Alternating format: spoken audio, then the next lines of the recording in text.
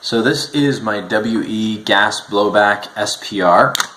Built this out of a WE gas blowback M16. You can see I added a Rainier Arms front rail to it and a low profile gas block. I got a couple of other upgrades in there as well, including an upgraded bolt and nozzle assembly and a WE-Tech NPAS system. So a couple upgrades in there. I also have the upgraded sniper grip. It's a rubberized grip. It's really nice, really comfortable. I'll do some reviews on all of this stuff a little bit later on. And I'll do a breakdown video also that'll be separate than this. So to take down the gun is pretty simple, more simple than most AEG type guns, and pretty similar to the way that a real AR or M16 platform breaks down. So I'm just going to take the scope off of it, move that to the side, and I'll also take the front bipod as well and move.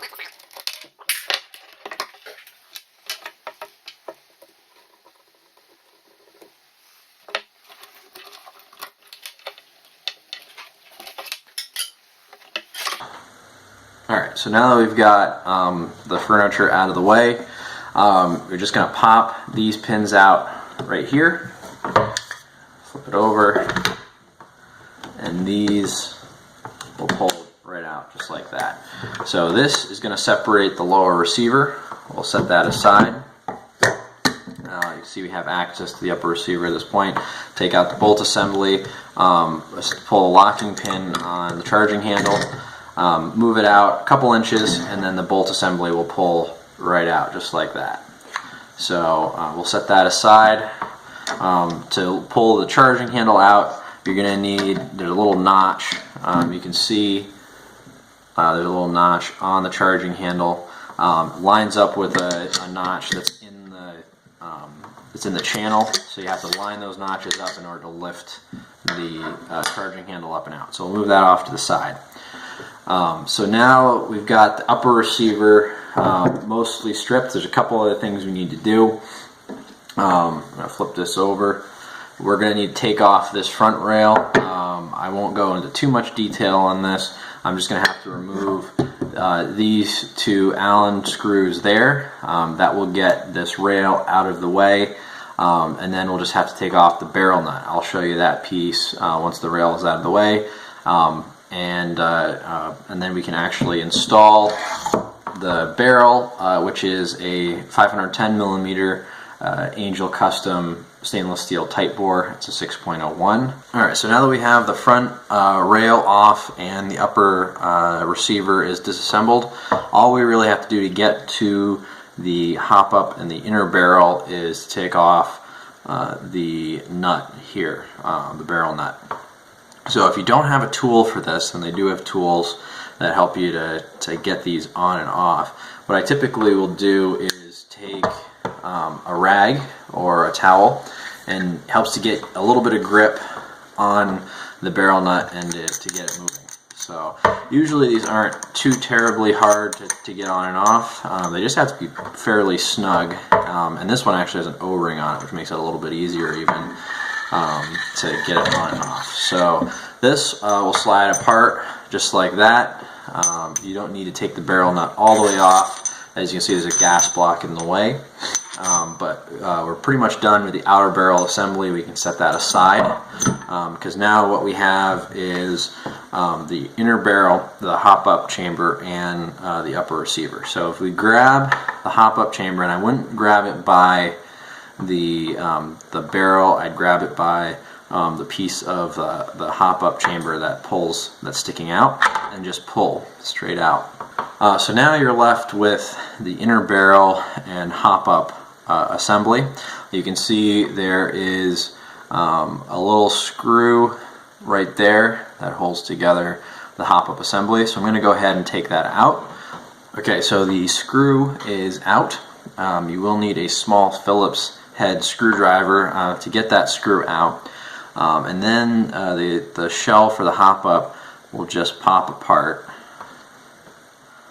So I may need to wiggle it a little bit because there are a couple pins in there. So you see the top half pops off just like that. There is an arm down here, an aperture that adjusts the hop-up in or out. At this point, what I'd recommend doing is backing, or you can do this ahead of time, is back the hop-up all the way out. You can see this is your adjustment screw right there, and it moves in and out, and it pushes on the lever arm right there. It's actually a fairly decent setup. As you can see, there's your adjustment screw, and it pushes on the arm, which pushes down. This is all metal, aside from the hop-up nub, which is in there. It's a fairly good setup, and it does provide a fairly consistent hop. So you just need to make sure that this rubber piece here goes back in to the aperture arm, so that it's seated in there properly, so that it's pushing down on the hop-up window. So at this point, I can set this aside.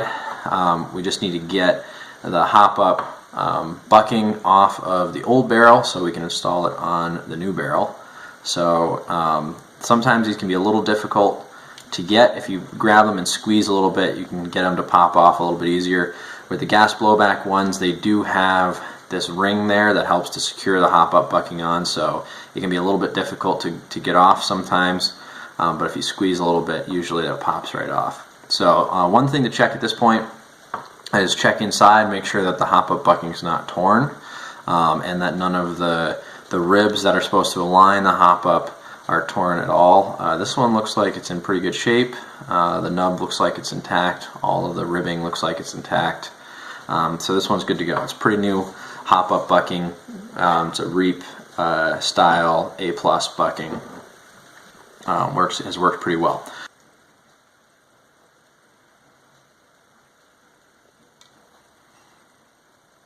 Okay.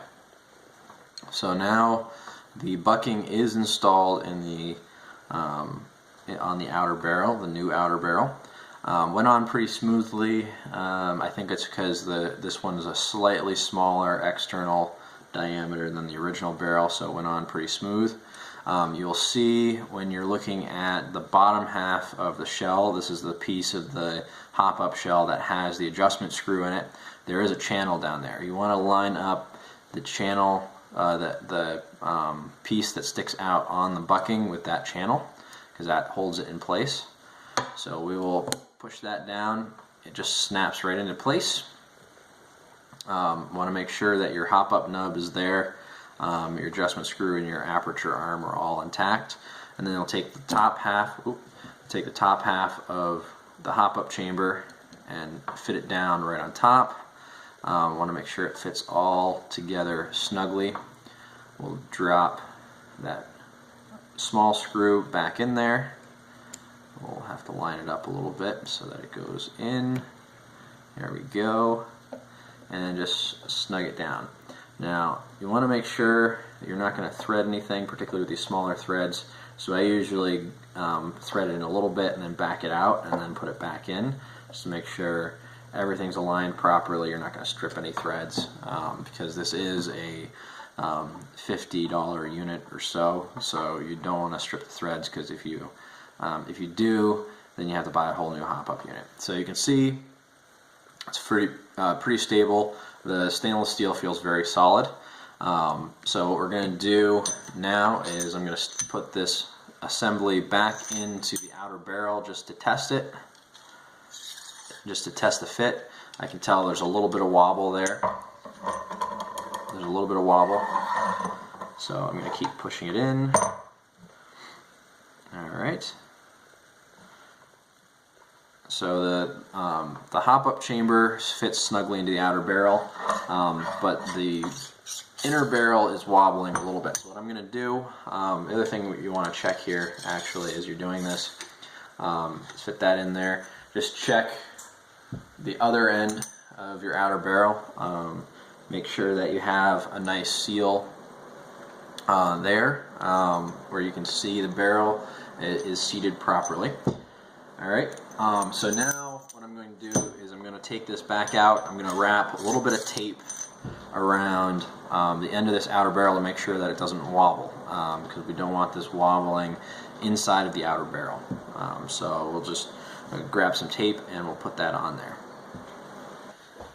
Alright guys, the barrel has been reinstalled. It's pretty straightforward. You just reverse what you did when you were disassembling the gun. Just make sure that you have reassembled your hop up properly, because that will be difficult to get to if it's not together correctly. Also make sure you tighten down your barrel nut, because you don't want your front barrel wobbling at all.